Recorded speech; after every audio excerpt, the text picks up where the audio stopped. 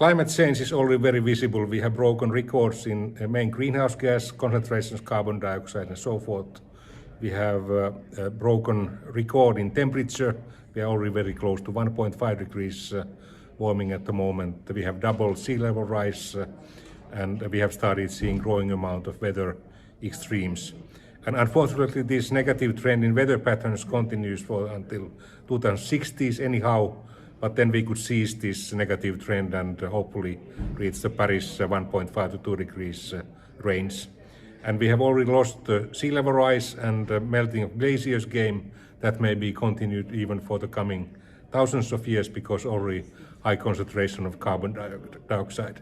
But we have good means to mitigate climate change and we should do our utmost to limit the warming rate as low as possible.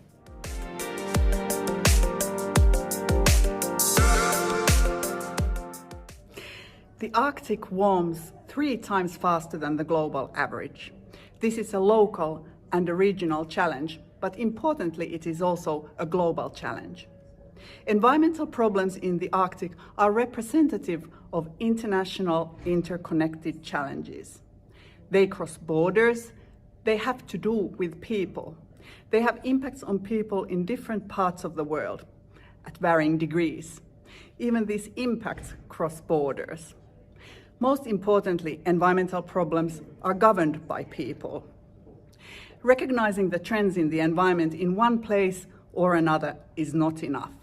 Instead, to strive for a sustainable world, we need to understand entire systems, making use of a range of knowledge sources. And we need to govern these systems in a collaborative fashion, engaging people.